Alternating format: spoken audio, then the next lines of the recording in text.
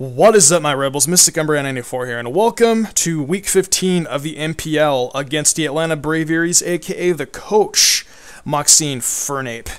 Now, this is post-commentary because I actually perform better with these battles. I know some of you guys don't like the post-commentary, you guys prefer the live action reactions, but I actually do perform better whenever I do post-commentary battles because that's just how I roll, you know what I mean? So major threats on this team is definitely going to be his Crawdaunt. His Crawdaunt has knockoff and it has access to the Dragon Dance and other kinds of physical attacking buffs like Swords Dance as well. Frostlass, if that thing sets up enough, it could possibly be a threat. Ferrothorn, practically, I mean, I got Flamethrower on Zoroark and I got Aura Sphere on Raikou, so it wasn't all that big of a deal. Latios says Mega. Gastrodon was a special defensive wall, and he actually brought Choice Scarfing Infernape. I brought Choice Scarfing Mienshao, Taunting Zoroark, Physical, I believe it was a Physical, yeah, it was Physical Dusclops, Calm Mind Raikou, Assault Vested Venusaur, and Special Attacking Empoleon. So without any further ado, guys, let's hop into Week 15. Yeah. So, right here, as usual, I'm going to lead off with my Mienshao, as because my Mienshao is Scarfed, and it practically outspeeds everything on his team. But, unfortunately for me, he does bring the Scarfed Infernape, which is 108 base speed, and that unfortunately does outspeed me. So right here, I'm like, okay, you know what, I gotta swap out, do not want to take a Flurry Blitz. So right here, I go out to my Leela, because Leela is a defensive wall, and can take a lot of hits from, I can actually take hits from both sides, special and physical. So he's actually going to go for the U-turn, you know, so he actually, you know, because he basically is scouting what I'm doing, because that's pretty much what U-turn's for. I like using U-turn myself. So right here, he's actually going to go out to the Ferrothorn, because Dusclops really can't touch the Ferrothorn. And right here, I actually decide to swap out as well. And I head out to my Raikou. Now, I was actually predicting the Thunder Wave from the Ferrothorn. That's why I saw that Raikou, because I know a lot of these things actually, you know, use Thunder Wave. But he actually does go for the Protect, which is actually okay for me. He's going to withdraw the Raikou, predicting me to go for the Aura Sphere. It actually works out fine in my favor because I am able to set up a Calm Mind as he switches out. So I get a nice stat boosted Calm Mind up. And right here, Raikou is very speedy, and I'm able to go for... Actually, he goes for the taunt. I forgot about that. Is he faster? Oh, that's right. I totally forgot. I don't run max speed on this Raikou because of its Aura Sphere. Usually, I run Timid, but I can't because of Aura Sphere, and Aura Sphere automatically defaults into... Whenever you run Aura Sphere, you have to use the GameStop event one, and it has to be Rush Nature. So I'm actually able to get up the Shadow Ball, but unfortunately, he is Sash. Like, what isn't Sash on a freaking Ferrothorn? I mean, not a Ferrothorn, a freaking a Frostlass. So I'm actually going to switch out. I don't know why. I should have just gone for the Aura Sphere. Oh well. So I actually go out. Actually, was I predicting the rocks? No. I think I actually double switched. I can't remember exactly what I did, but I do go for the Flamethrower on the Ferrothorn, but he barely lives at a smudge of HP, and I'm like, son of a gun. So he's actually going to withdraw again and go out into his Infernape. I go for the Flamethrower one more time, and it does... I would have gone for the Focus Blast, but Focus Blast has way too low of accuracy, so I figured, you know what, Flamethrower, I could hit anything that comes in here, which isn't all that big of a deal. So I was actually going to go for the U-turn, and I knew I was going to be able to survive at least one. Actually, no, I was actually trying to sack off the Zoroark, because I figured, you know what, I really don't need it anymore because... You know, with it being at such low HP. You know, with the Ferrothorn being at such low HP. So right here, I go for the Focus Blast because I'm figuring, you know what, it's going to do some pretty good damage. Yeah, it's going to do like a small chunk to it, and it actually does do like a pretty good chunk to it. So right here, you know, I withdraw. I'm thinking, like, okay, you know what, I may actually be able to use this thing for Sucker Punch later on. So I go out to my Leela.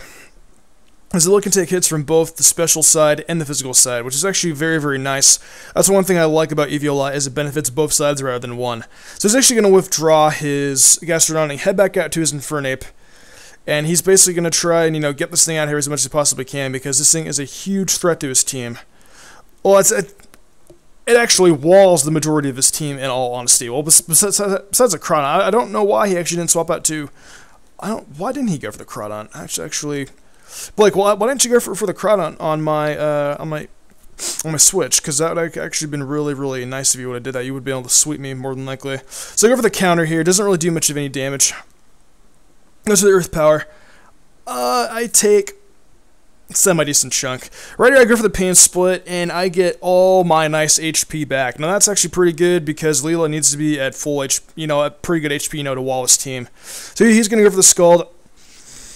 And unfortunately, he does get the burn hacks, but I mean, that's alright, you know what, Leela's doing a good job in this battle, I'm not really all that mad. So I go for the Will-O-Wisp. Unfortunately, does miss, I'm like, well, son of a gun. You know, you never know. Some of these things actually like to run physical attacks. I've seen Gastrodon run Earthquake before, so I know, you know, if the Earth Power actually would have hit, actually would have been kind of nice. So I'm going to go for the Nightshade. It's going to do some pretty good damage to the Nice and Moist. I like the name too, by the way, Blake. Nice and Moist. I am able to get out the burn, thankfully. Now right here, he is actually going to go out to his, oh, you know what, I know why. Probably because of the burn. That's alright, I go for the Will-O-Wisp again. And he does switch out to Frostlass. I'm lucky I was able to get that the Will-O-Wisp off, because now Frostlass is gone.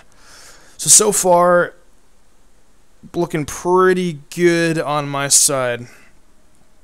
I think in a few turns I actually do die to the Will-O-Wisp. Well, I mean, that's not really all that big of a deal, because... Actually, no, I don't. I forgot. I actually get KO'd here by a Dragon Pulse from the Mega Latios. And I know I shouldn't spoil things a little bit too early, but I mean, isn't it kind of obvious? I mean, I kind of have to sack it off, because Mega Latios hits like a fucking truck, and I really didn't want to, you know, bring in a Pokemon with the, wait, is this battle in 27 frames per second? Why is it so low? I don't understand. Well, it says right here it's in 60 out of 60. Very strange. Oh, well, I guess I'll have to see the battle when I'm done. If it's in freaking 60, if it's in 30 frames per second, I'm gonna like throw my DS against the wall, because I'm sick and tired of this crap. This is actually like the third time I've had to like record this battle. So luckily though, he actually predicts me. Well, he isn't predicting me. I just go for the U-turn, and down goes the Ferrothorn. And right now, I believe I have... Do I have like a 4? I don't think I have a 4-0 lead. I can't even remember my freaking score at this point. Look, I do switch out, and he is going to go out to his... What's he going here? He goes out to his Infernape. So right here I figured, alright, you know what? Something's got to get sacked off. I don't want to take any more Flare Blood, so I'm figuring, like, you know what? Okay, I don't need Venusaur. Venusaur has to go down, and recoil damage would do a lot to him. But, unfortunately, watch this, guys. The recoil does not kill the Infernape, unfortunately. So you guys know, I'm not really all that mad, but I go to my Empoleon, and right here I'm thinking, I'm like, okay, if I can pull off the Sucker Punch, that'd be good. And I pull off the Sucker Punch, which is very, very nice. I didn't think that, he actually didn't predict me to have the Sucker Punch on the Stinks, so that was actually very, very nice in my favor. So right here, I'm going to go for the taunt, because this thing likes to use Recover, and, you know, just in case Empoleon had to come in here, you know, and, like, use Grass Knot, he wouldn't be able to use Mirror Coat on me. You know, in case, like, he did survive. But he was actually telling me that he actually packed the berry that cuts the super effective damage against Grass type attacks in half. So that was very, very fortunate for me that he didn't have that Mirror Coat up, because that would have been very, very bad. So he's actually going to withdraw. I don't know actually what. I think he was predicting me to go for the... I can't remember exactly what he told me here, but he told me that... I think he was actually predicting me to double switch. And he was able to set up with this Crawdaunt with the Swords Dance, you know, and pretty much just like suit the random of my team. But I mean, that's alright. Knockoff does not kill me though. I am at a whopping 8 HP. And now, the Chocolate Berry was actually also for, I forgot to fill you guys in with that. The Chocolate Berry was actually for the Superpower against the Cronut, because Cronut hits like a truck, and Superpower, the Chocolate Berry would have been good, because it cuts fighting type attacks in half. Super effective fighting type attacks in half. So right here he goes out to his Mega Latios. I'm thinking, I'm like, okay, you know what? I'm going to need Empoleon to sack off for later on. I'm like, okay, that's not a big deal. So right here I go out to Raikou, thinking that I outspeed the thing. Nope. It's got to be Timid. And I am actually, did I just speed creep? I think I did. I can't remember what I did for my Raikou set, but I believe, yeah, I'm definitely not fast enough to do it, because Latios is Timid at max speed, and with my rash nature, I was not able to outspeed this thing. Because Raikou is base 115 speed, but, you know, with the rash nature, you know, having to do the game stop Raikou, it just did not work out in my favor. So right here, guys, I knew I was going to be able to outspeed the Latios, because...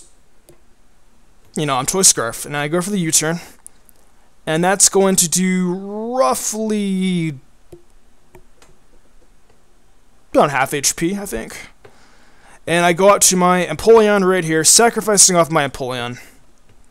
Because I needed, I need the Saxon off, in order for Summon to come in here and, finish off the team. So he goes for the Slash Shock, unfortunately does miss. Well, not miss, because there was no target. So I go out to my Mienshao once again, and I am able to go for the high jump kick and finish this guy off. Very, very, very, very beautiful. So down goes the Latios. Thank heavens for that. And out comes Nice and Moist. And once again, I am able to go for the high jump kick. I pulled off 2 high jump kicks in a row. Don't ask me how the hell I did it. But Blake, that was an incredible game, dude. I was literally, like, sweating my ass off, trying to, like, win this battle. But anyways, dude, it was a great game, and I'm excited to battle you again in Season 2. And, Season 2 is coming up pretty soon, guys, so... By the way, guys, if I win this next game against, Chris, I make it to the playoffs. So if I win Week 16, guys, I get to make it to the playoffs. Thank God for that. And with that, you guys, I'm Mr. Gumber94, and if you guys enjoyed this battle, please be sure to share your support by fanning tagging the hell of like button and checking out Blake, because Blake makes some pretty good content. Moxie Infernape is a cool guy, guys. Check him out for sure. Anyways, you guys, I'm out of here. Keep it rebellious. Peace out.